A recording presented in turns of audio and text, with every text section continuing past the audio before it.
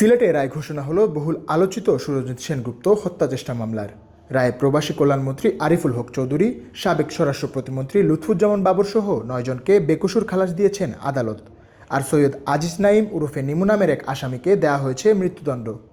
২০০৪ সালের ২১ জুন সুনামগঞ্জের দিরায়ে সুরঞ্জিত সেনগুপ্তের সমাবেশে গ্রেনেড হামলার দীর্ঘ ২ দশক পর বৃহস্পতিবার এই রায় দিলেন সিলেটের দ্রুত বিচার ট্রাইব্যুনাল। রায়ে ১২ আসামির মধ্যে ৯ জনের খালাস এবং ১ জনের ফাঁসির আদেশে ন্যায় বিচার প্রতিষ্ঠিত হয়েছে বলে দাবি আসামি পক্ষের। জনাব আরিফুল হক চৌধুরী, জনাব গুলাম কিবরিয়া গৌস এবং সাবেক স্বরাষ্ট্রমন্ত্রী জনাব লুৎফুজ্জামান বাবর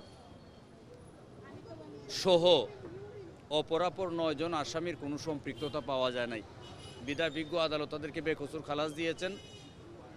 মুফতি হান্নান এবং বিপুলের সম্পৃক্ততা পাওয়া গেলেও ইতিমধ্যে যেহেতু তাদের অন্য মামলায় ফাঁসি কার্যকর হয়েছে, সেহেতু তাদেরকে কোনো শাস্তির আওতায় আনেন নাই। হাফেজ নিমুকে উনি মৃত্যুদণ্ডে দণ্ডিত করেছেন। এই হচ্ছে আজকের জাজমেন্টের মূল বক্তব্য। মামলাটি সম্পূর্ণ রাজনৈতিক উদ্দেশ্যপ্রণোদিত ও হয়রানিমূলক ছিল বলে দাবি করে রায় সন্তোষ জানিয়েছেন খালাসপ্রাপ্ত নেতারা। অন্যদিকে মৃত্যুদণ্ডপ্রাপ্ত আসামির পরিবার জানিয়েছে উচ্চ আদালতে আপিল করার কথা।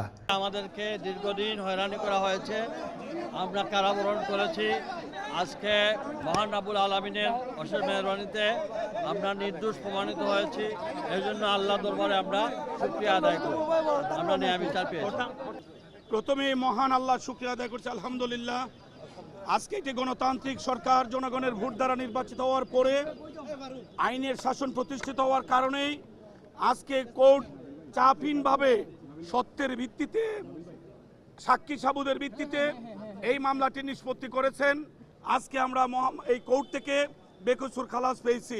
আমি এবং আরিফ ভাই এই মামলায় আমরা বাংলাদেশের বিভিন্ন কারাগারে অত্যন্ত মানবেতর জীবনযাপন করেছি এবং একটাই আমাদের ভরসা ছিল, ন্যায়ের পক্ষে, সত্যের পক্ষে মহান রাব্বুল আলামিন কোনো না কোনো সময় নিশ্চয়ই আমাদেরকে এই ঝামেলা থেকে মুক্ত করবেন।